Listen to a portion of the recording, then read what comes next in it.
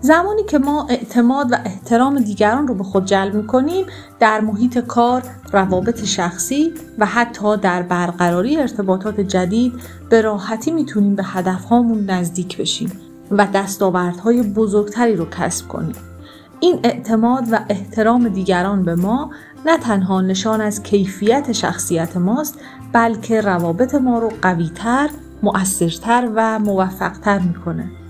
امروز میخوایم 5 راهکار برای جلب اعتماد و احترام دیگران به خودمون رو در سخنان ارزشمند داستایوفسکی پیدا کنیم.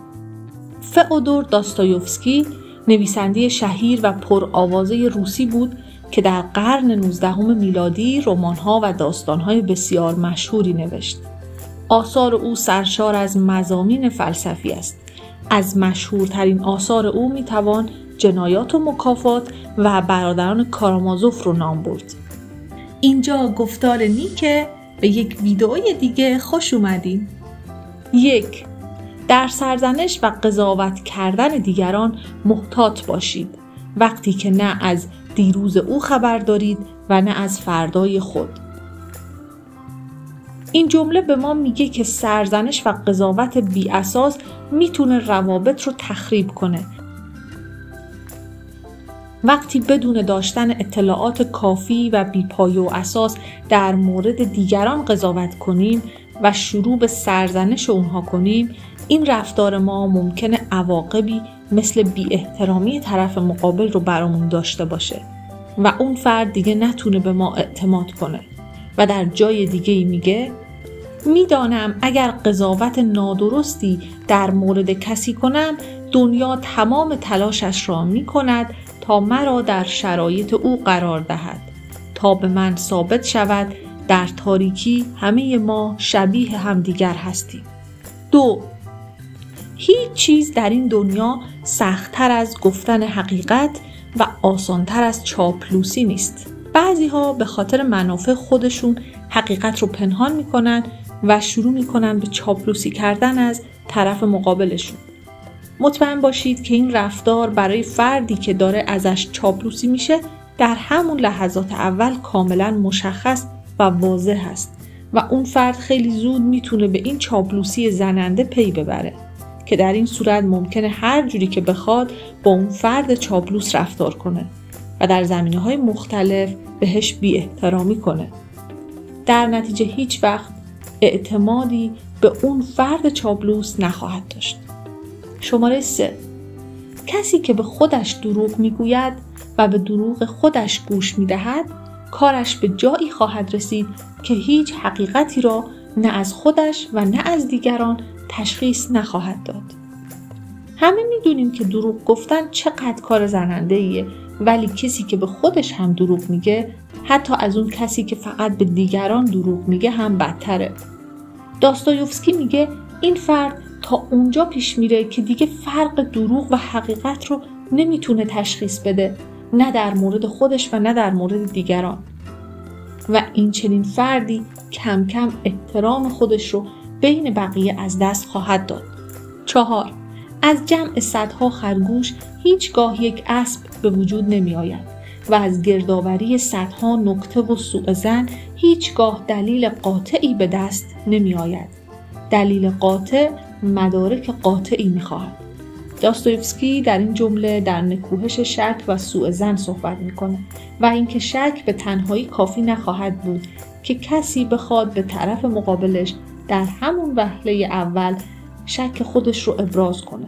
با این کار فقط احترام خودش رو پیش طرف مقابل از بین برده، چرا که ممکنه اون شک بی‌پایه و اساس باشه. پس در صورتی که به دوست یا طرف مقابلتون شک کردید، از همون ابتدا سکوت کنید و چیزی نگید، مگر اینکه دلایل و مدارک محکمی داشته باشید، وگرنه این کار باعث میشه اعتماد ایجاد شده بینتون برای همیشه از بین بره. 5. زیاد در خاطرات دیگران کنجکاوی نکنید. در خاطرات هر شخصی چیزهایی وجود دارد که حتی خودش میترسد آن را برای خودش آشکار کند. همه آدم‌ها در زندگیشون رازها و مسائل شخصی دارن که دوست ندارن کسی از اونها باخبر بشه و جزئی از مسائل خصوصی خودشون هست. پس بنابراین اگه فردی سعی کنه از مسائل خصوصی کسی سر در بیاره، این ممکنه باعث بشه که طرف مقابل متوجه بشه و دردسرهایی رو ایجاد کنه و موجب بی احترامی هایی بشه. پس هیچ وقت سعی نکنید که بیش از حد از زندگی افراد بدونید و در موردشون کنجکاوی کنید، زیرا که با این کار خودمون رو به خطر میندازیم و خودمون رو در معرض بی احترامی قرار میدیم. خب بریم چند تا از سخنان ارزشمند دیگه داستایوفسکی رو هم بشنویم. زمان انسانها را عوض نمی کند، بلکه فقط حقیقت انسانها را روشن می سازد. من تنها از یک چیز می ترسم و آن هم این است که شایستگی رنجهایم را نداشته باشم. مانند دیگران نباش، حتی اگر تو تنها کسی هستی که مانند دیگران نیست. از کسانی که بعد از دیدن بدبختی دیگران بر پروردگار شکر می کنند حالم به هم می خورد. اگر در دنیا یک چیز باشد که بتواند عشق مرا در یک لحظه نیست و نابود کند، آن ناسپاسی است. آزادی از نان بهتر و از خورشید زیباتر است. هر کس از همه جسورتر باشد همیشه حق با اوست. زنان به خوبی مردان می توانند اسرار را حفظ کنند، ولی به یکدیگر می گویند تا در حفظ آن شریک باشند. خب اینجا بهتره بدونیم که داستایوفسکی ریشه هایی از طنز پردازی رو هم در نوشته هاش داشت. دوستان نظر شما چیه؟ به نظر شما اینکه کسی اسرار دیگران رو حفظ کنه به جنسیتش مربوط میشه؟ خوشحال میشم نظرتون رو توی کامنت ها برام بنویسید. انسان تنها موجود زنده است که نمیخواهد آنچه را که هست بپذیرد. تنها آرامش و سکوت سرچشمه نیروی ابدی و جاوید است. من از اهمیت دادن به هر چیزی دست کشیدم و همه مشکلات ناپدید شدم. اشتباه کردن در مسیر خود بهتر از درست رفتن در مسیر دیگری است. روح با بودن با بچه‌ها شفا پیدا می‌کند. همه چیز می‌گذرد، فقط حقیقت باقی می‌ماند. انسانی که خوشحال است دارد هدف هستی را برآورده می‌کند. تنها از طریق رنج بردن می‌توانیم خودمان را پیدا کنیم. اگر همه چیز روی زمین عقلانی بود، هیچ اتفاقی نمی‌افتاد. هرچه شب تاریک‌تر باشد، ستاره‌ها روشن‌ترند. هرچه غم عمیق‌تر باشد، خدا نزدیک‌تر است. جهنم چیست؟ من معتقد هستم که آن رنج ناتوانی در عشق ورزیدن است. و اگر عشق وجود داشته باشد، شما می توانید بدون شادی نیز ادامه دهید. حتی با وجود غم و اندوه نیز زندگی شیرین است. راز وجود انسان تنها در زنده ماندن نیست، بلکه در یافتن دلیلی برای زندگی کردن است.